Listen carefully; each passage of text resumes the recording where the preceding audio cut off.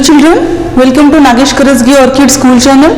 Myself Priya teacher, and today I am going to teach you science subject for 6th class. So children, in our previous session we discussed whatever importance and need of water in lesson number 14 named water. Okay, so today we are going to learn about air. So it is also a very important factor in our life. So about this air we are going to learn in our today's chapter number 15, air around us.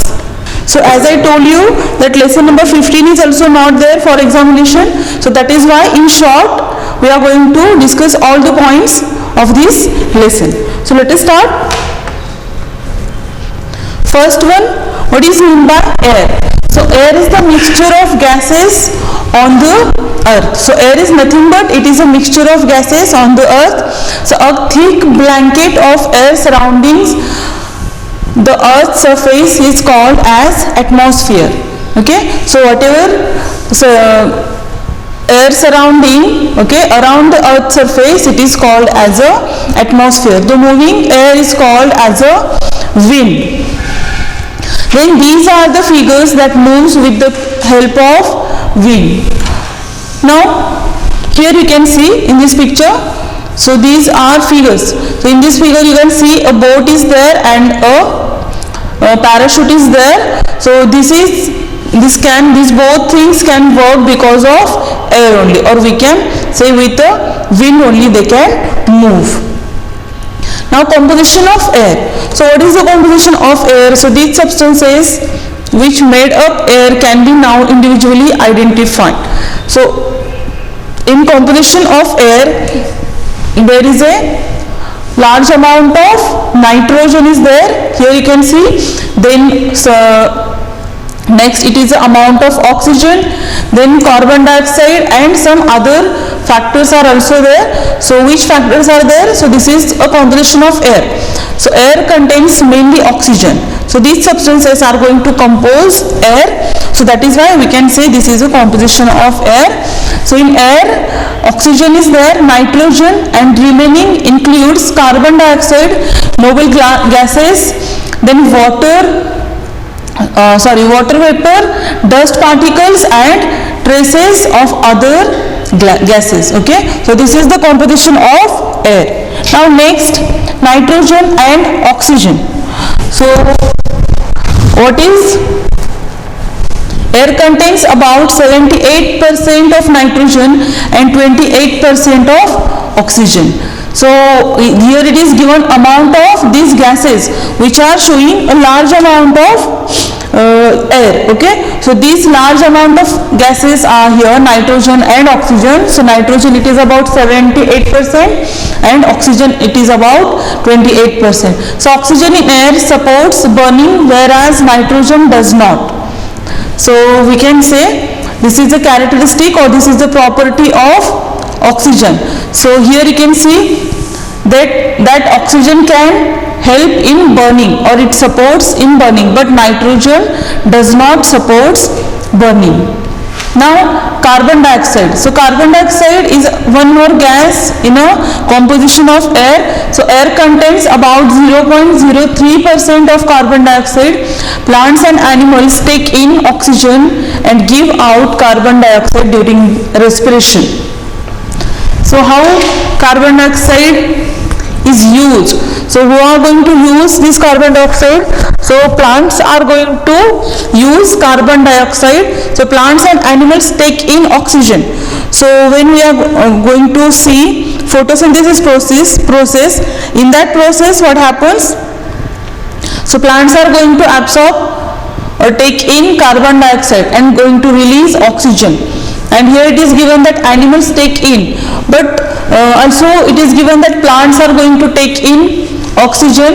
So at night what plants are doing? So at night time plants are going to take in oxygen and release CO2, and in daytime plants are going to take in carbon dioxide and going to release oxygen. So that is why it is given plants and animals take in oxygen and give out carbon dioxide during respiration. So animals are going to take in oxygen and they are going to release carbon dioxide during respiration. So during burning, carbon dioxide is also produced. So whenever there is a burning of anything, any substance, that time CO2 is also produced there. Now next, water vapor. Air contains water vapor. It contains varying amounts of water vapor depending on the weather of a place. So we know because there is a presence of water or not, because of this thing what happens, water vapors are produced there, or there is a occurrence of water vapor in atmosphere. If suppose there is no water source then, or no any river, lake or seashore, sea surface, then water vapor, amount of water vapor, it is less as compared to the seashore. Okay, so like this it is given, air contains varying amounts. Okay, so it varies, amount of water vapor varies depending on the weather of place. So the sun heats the water in oceans and seas. This water evaporates and forms. So we know how water cycle is going to form. So what happens here, the sun heats the water in oceans and seas. This water evaporates and forms. So whatever water is there on the surface of sea or river or ocean, that water is going to change. That is in the liquid form, and that water is going to change into gaseous form or gaseous state. That is why it is given that it is going to change into the water vapors, and that process it is called as the evaporation. It means this water evaporates and forms water vapors. So here is an image of wet clothes dry. So here it is a picture given that is showing that some wet clothes are there on a rope. These wet clothes are going to dry because of sunlight. And what happens with that water is there in these clothes after washing. So this water, because of sunlight, it is going to change into the water vapors. So that is why these clothes are going to become dry. Okay, these wet clothes are going to become dry. Now next, dust and smoke. So air also contains dust and smoke. So air contains dust, air also contains smoke. Now that we know the constitution of air, so now we learn the importance of survival of living beings on this planet. So these are some factors which are going to compose an air. So which factors we learn? So we learn about the oxygen, main component of the air, or the large amount of that component, it is a nitrogen, and nitrogen is also very important for living organisms, so some animals and also plants. Okay, so this nitrogen is very important for plants and animals. Then oxygen, we know oxygen is very important for the plants and animals also, so for respiration process. Then we saw that carbon dioxide is there. So carbon dioxide is also important for living organisms such as plants and animals again. Then we discussed about water vapors and dust and smoke. So these are components of air, or this is the composition of air. Now let us move to our next point. It is air supports life. So this air, which is a mixture of different gases or different components, this is going to support our life. So how it is going to support our life? See, we will need air to survive. So can you imagine that as we saw in water lesson, that without water we can't live. So like this, without air, can you imagine, can we survive on earth? No, because for living we need oxygen, and this oxygen we are getting from air. And if suppose air is not there, then we also not get oxygen, and that is why it is difficult to survive, or it is impossible to survive on earth without air. So this air contains oxygen and carbon dioxide, useful to plants and animals. So plants use carbon dioxide of the air to make their own food. So we learn about this process photosynthesis in 4th standard, that we saw plants need carbon dioxide to prepare their own food. Without CO2 they can't prepare their own food, so that CO2 they are getting from air. So if suppose air is not there, they will not get this carbon dioxide. Now let us see how air supports life in plants and animals. So here it is a picture given. It is shown that parts of plants, it means we know which part is going to take in CO2 in plants. So leaves, okay, so leaves of plants are going to take in CO2 or absorb CO2 from atmosphere.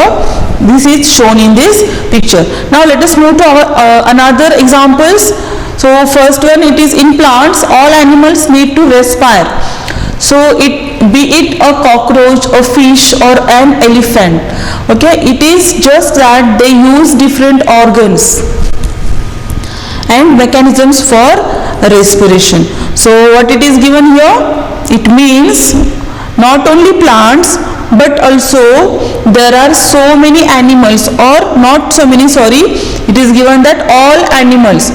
So we know all animals need to respire, okay, so they need to respire, and for this respiration they need different gases from air. So it is given that cockroach, fish and elephant also. So these living organisms are showing different structure of respiratory system, or they can respire by different ways. So it's just that they use different organs. Also they are using different organs and different mechanisms for respiration. But all these animals, though they are using different organs or different way of respiratory system or respire or different mechanism of respiration, they need oxygen to respire, okay. So given below is a cockroach. Click any button to see its function, okay. So insects, example cockroach, housefly etc. respire through tiny holes there in their bodies called spiracles, okay. So whatever is that, here these cockroaches are insects, we know, so okay. So these insects, and also one example is given of insect, it is a housefly. So cockroach and housefly, these are some insects, but here you can see a cockroach. So this respire through a tiny holes in their bodies, which is called as a spiracles. So now this is the different system of this cockroach. Then in aquatic animals, so in aquatic animals, how these living organisms from sea or river or from water are going to respire here. So see, most aquatic animals such as tadpoles, crabs and shrimps have special organs for respiration called gills, okay. So when there is a type of living organisms which are living in water, and these living organisms which are living in water, these are called as aquatic living organism, and those animals which are living in water, these are called as aquatic animals. So here you can see most aquatic animals such as fish. So which animals are living there in water? Correct. So fish, then tadpoles, then crabs and shrimps, and also many animals you know which are living in a water. So all these aquatic animals have special organs for respiration. So which special organ they have for respiration? So they are having gills. Okay, so by the gills these aquatic animals can respire, and these gills are the respiratory organ of these aquatic animals. Okay, so they take in the air dissolved in water. So how they are going to respire? Through the water or in the water through these gills. So they are going to take in water first. So how they are going to take in water? So fish are going to take in water by their mouth. Okay, and when from mouth water is going to enter in its body, so by the gills are present at the both side of the mouth of fish, and also in frogs gills are present there. So when they are going to take in water from mouth, so these gills are going to absorb oxygen, or that oxygen is dissolved in water. Okay, so whatever oxygen is dissolved in water, that oxygen is absorbed by these gills. Okay, by these gills, and they can breathe. These fish can breathe here. Okay, some animals such as dolphins and whales come out of to the surface of the water to take in air, since they have lungs to breathe. So though these animals, those animals which are living in water, these are called as aquatic aquatic animals, and all these aquatic animals are going to respire through the gills. But there are some exceptional living organisms which are living in water. They do not have organs which is known as gills. Okay, so they don't have gills to respiration. They are having other type of organs. So which organs they are having? So for exceptional living organisms from the water or from the fish are dolphins and whales. So dolphins and whales are, it is the picture of dolphin. Okay, this fish is known as a dolphin. So these dolphins and whales are coming out to the surface of the water to take in air. So we saw that aquatic animals which are having gills, they can take in water from their mouth and they can absorb dissolved oxygen in the water, and they don't need to come out of the surface from the water. They can take in water whenever they are inside the sea or ocean. But these living organisms which are dolphins and whales, they need to come out of the surface of that water of sea or ocean, and they can breathe now. So for this purpose they came out and they take in air, and then how they are going to take in air? Because they are having lungs. Okay, so they are having lungs, and these lungs are going to take in air, and from this air lungs are going to absorb oxygen. So like this whales and dolphins can complete their respiration process. Okay, so this is about aquatic animals. So here it is given that though all living organisms are showing similar characteristics, but also there are some exceptional examples are also having different types of respiration, and they are using air differently. Okay, so like this it is given here. Now next point, it is in amphibians. Okay, so in amphibians such as frogs, the gnats and salamanders need breathing systems for both air and water. So see amphibians. So what is meant by amphibians? Correct. Those animals which are living on land and they can live in water. These types of animals are called as amphibians. Okay, so these animals can live on land also and they can live in water also. That is why these are grouped or these are classified as amphibians. So which amphibians are here? Some examples of amphibians are given here. It is a frog, then newt, and then salamander. So these types of animals or these animals are amphibians. So they need breathing system for both air and water. So these animals living on land and also in water, because of that they should have two types of respiratory organs, because they need to respire in water also and they need to respire in on land also. Okay, so that is why they should have both type of respiratory system or breathing system, we can say. So crocodiles and alligators swim through water with part of their snout above the water surface to breathe easily through the nostrils.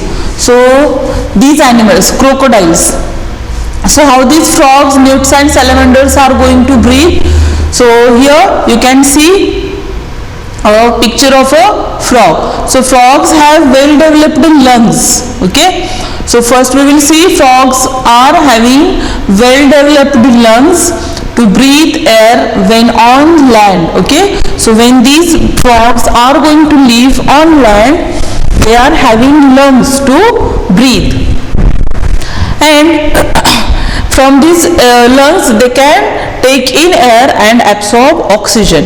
And when these frogs are in water, frogs breathe with the help of their moist skin. So have you saw frog anywhere? So you observed that its skin is looking very moist or slimy. Okay, so why it is? Because his skin is moist skin, we can see. So when these frogs are going to live in the water, they can breathe with their moist skin. Okay, so like this they can complete their respiration process. Now next, crocodiles. So there are some types of crocodiles and alligators which are going to swim through the water with part of their snout. So they are having snout. Snout is an opening. Okay, so on where their mouth is situated, or the side of a mouth. Okay, so there they are having snouts. So the water surface to breathe easily through the nostrils, and there are nostrils. So we know in our nose we are also having two nostrils. So these crocodiles and alligators are also having nostril, and through these nostrils they can take in air and they can take in oxygen. Next, in birds. So how birds are going to complete their respiration? So birds have an efficient respiratory system as they need high levels of oxygen during flight. So initially we talked about some things are there or some substances are there which can move with the help of air, or for their functioning there is a requirement of air is very important. Okay, so that we saw. Now in birds also, so we know birds are going to fly in the sky. So for this flight they need more air, and not only air but also they need more oxygen. So they need high levels of oxygen during their flight. So that is why they require, or the need of absorption or taking in a large amount of air is necessary here. So how these birds are going to respire here? So birds have a pair of lungs. So they are having pair of lungs with air sacs. So they are not having only structure of lungs, but also these lungs are having air sacs. Okay, so these air sacs that remain open all the time.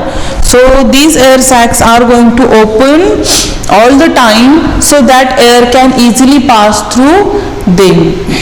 Okay, so when this air is going to come into the lungs, this air is going toward into again in air sacs. Okay, so these to these lungs already air sacs are attached, and these air sacs are always open and they are passing always air from themselves, okay, or from it.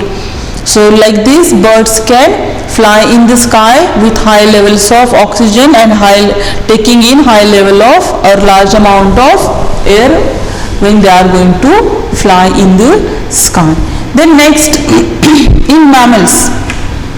So how mammals are going to live? So human being is a example, or humans are example of a mammals. So we are classified into mammalian group. So most mammals breathe with the help of lungs. So they take in oxygen and give out carbon dioxide.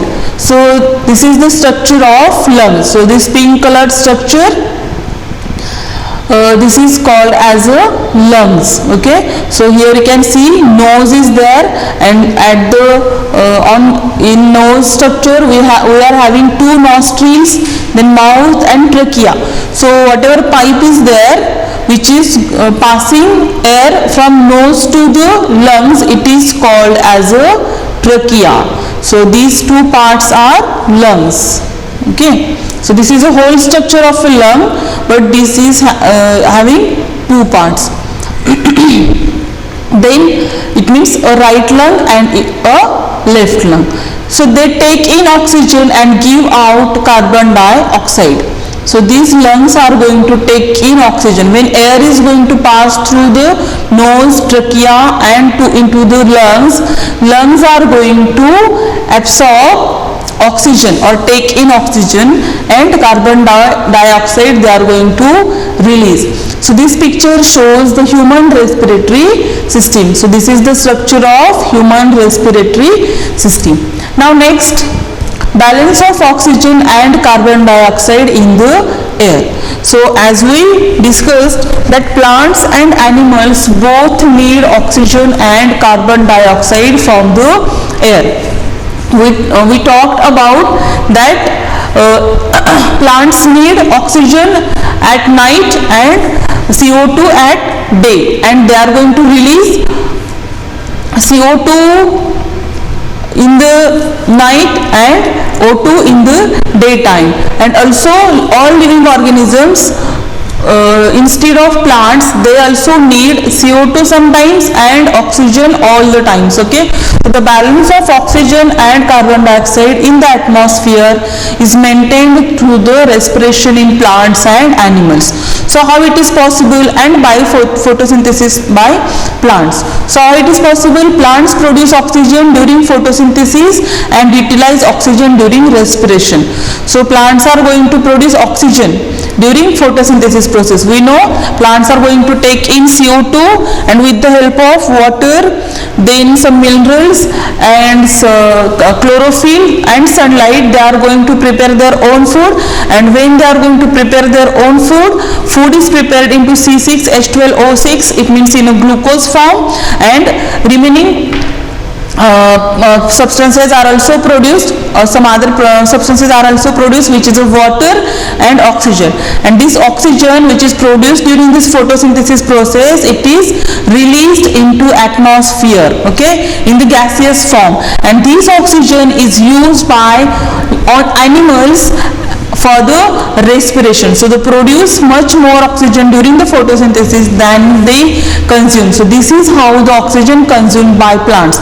And this oxygen which is released in air, that is taken in by animals, and animals are going to release CO2 during their respiration. Okay, So like this, plants are going to take in CO2 and releasing O2, and animals are going to take in O2 and release CO2. So this is the cycle of this balancing of oxygen and carbon dioxide in the air. Okay, so children, we discussed here air around us. In this lesson we discussed that what is mean by air, or meaning of air. Air is a mixture of different types of gases and some other substances, and also we discussed how air is important and how air is used in different way in different types of living organisms for their respiration, and also we learn about the balancing of oxygen and carbon dioxide in atmosphere. So children, hope you understood all these concepts from this lesson. This lesson is not for their examination, okay, so don't worry, but also you have to read this lesson through your textbook. So we will stop here. Thank you.